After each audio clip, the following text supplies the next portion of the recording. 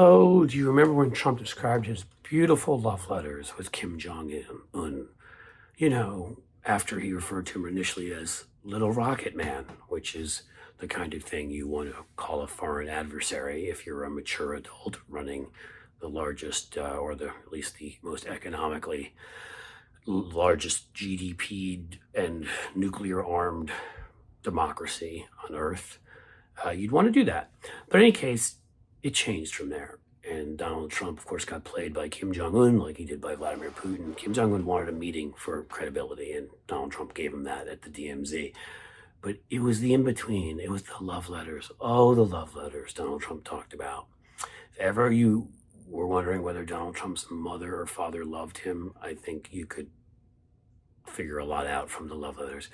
Oh, we fell in love, he said at one speech. These beautiful letters he wrote me. We became such good friends, and they're the best of buddies. And of course, North Korea kept conducting all sorts of exercises and threatening their neighbors. And Donald Trump was okay with it because in Donald Trump's world, if you either give him money, I have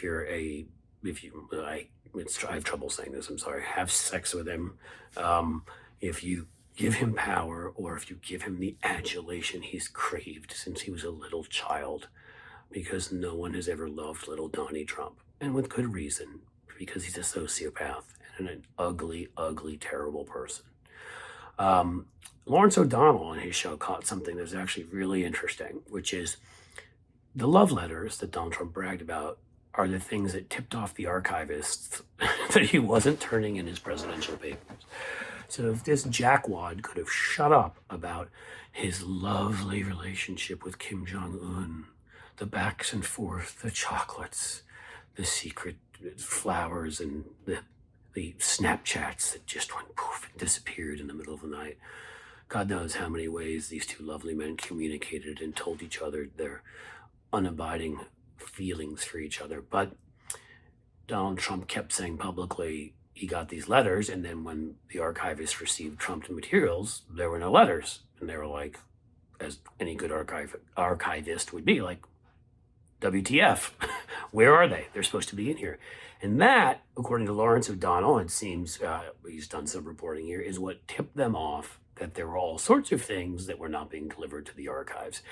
And 70,000, 100,000, where are we at this point? Documents later, I don't even think they've searched Trump Tower yet, which, by the way, once they get past the cockroaches and the bed bugs and the Elise Stefanik's sleeping in the basement, they may find plenty of more materials there. Bedminster, the Doral, who the hell knows where this guy's keeping classified documents. A lot of people have theories.